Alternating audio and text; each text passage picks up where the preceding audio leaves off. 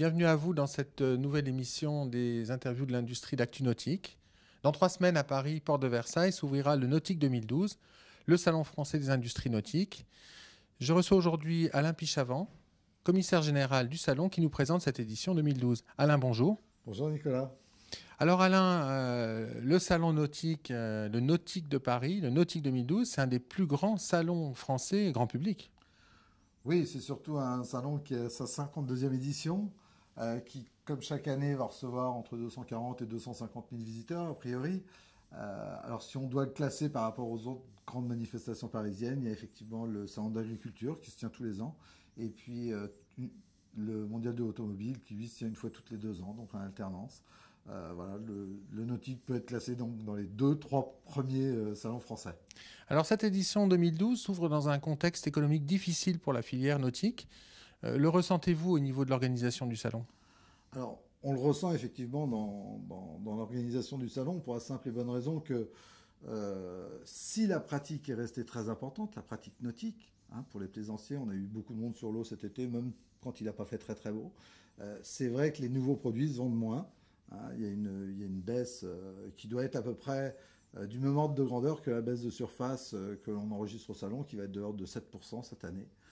En revanche, ce qu'il y a de certain, c'est que le nombre d'exposants reste le même, hein, puisque à aujourd'hui, on a une dizaine d'exposants d'écart en moins par rapport à l'année dernière.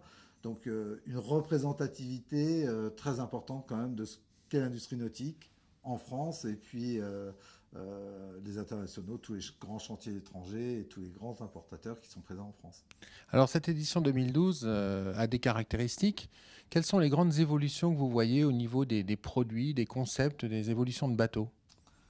Là, je crois que si dans les années 90 et 2000, on a connu une prise de conscience importante concernant l'environnement. Alors les plaisanciers étaient déjà propres puisqu'ils rapportaient bien leurs déchets à terre, mais je pense que les industriels ont fait beaucoup d'actions visant à être plus écologiques, entre guillemets. Je pense entre autres dans la construction des bateaux pour utiliser moins de résine, avoir moins de déchets, dans l'amélioration de la combustion pour les moteurs thermiques.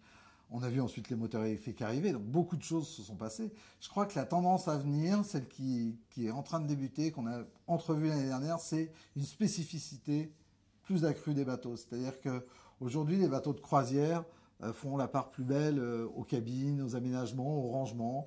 Les déboats, eux, vont donner plus d'espace dans le cockpit, des espaces à vivre. On va retrouver des barbecues embarqués, des choses comme ça. Et puis les bateaux de course, eux, vont devenir plus légers. On va supprimer des cloisons, on va supprimer des coussins, on va supprimer de façon à ce qu'ils soient encore plus performants. Donc j'aurais tendance à dire que la tendance, et celle sans doute qu'on devrait voir émerger dans les années à venir, c'est une plus grande spécificité des produits.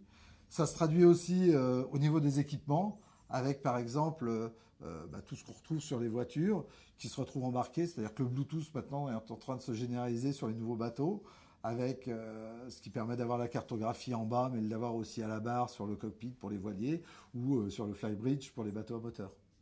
Alors le nautique, c'est une grande exposition de bateaux, avec donc des bateaux, des équipements techniques, mais c'est aussi un grand moment de convivialité. Alors quels sont les grands rendez-vous de cette édition 2012? Oui, je crois qu'il y a deux choses. C'est-à-dire que bien sûr, c'est la grand-messe des industries nautiques et de tous les passionnés, mais c'est aussi un endroit de découverte pour savoir ce qu'est réellement le nautisme, le bateau d'une manière générale. Alors, quand on parle de bateau, il y a les voiliers, bien sûr, hein, qui sont une espèce de vitrine, mais il y a les bateaux à moteur qui sont aussi beaucoup plus accessibles, qui permettent de faire de la plongée, du wakeboard. Il y a toute la partie touristique qui est très très importante au salon, avec plus de 80 loueurs, des destinations, bien sûr le littoral français, mais des destinations, des îles un petit peu lointaines à découvrir, donc beaucoup de choses à découvrir. Et puis il y a le sport. Le sport, alors on est sur une année Vendée Globe, ils sont partis maintenant depuis quelques jours, il y en a quelques-uns qui sont sur la route de retour, qu'on retrouvera certainement au Salon Nautique, malheureusement, j'aurais tendance à dire. Donc le Vendée Globe qui va être très présent puisqu'on aura les vacations radio. On a un bon clin d'œil aussi à faire aux Anglo-Saxons parce qu'on aura le bateau de Franck Camas, donc qui les a humiliés dans la Volvo Ocean Race. Humiliés, oui, le mot n'est pas Non, trop fort. peut-être. Non, non, enfin qu'il leur a mis quand même une belle rousse.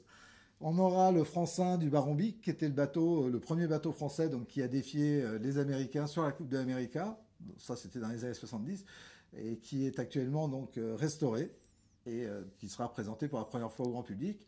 Et puis Et le stand-up paddle également sur la scène. Oui, absolument. On a la grande course de stand-up paddle, donc on va faire la 3e édition de la traversée de Paris. Alors cette année, on s'est limité volontairement à 200 participants parce qu'il y a une logistique d'organisation, le fait d'être dans la capitale, qui est assez particulière, puisqu'on a des bus, des camions, enfin bon, c'est un véritable chantier. Mais donc 200 participants qui seront le dimanche 9 décembre à 8h de la Bibliothèque nationale et qui vont traverser tout Paris, vont passer sous 27 des 30 ponts parisiens.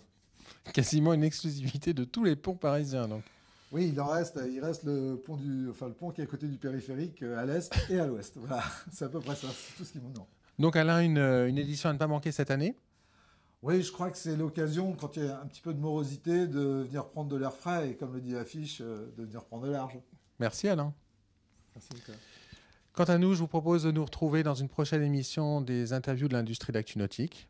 À très bientôt.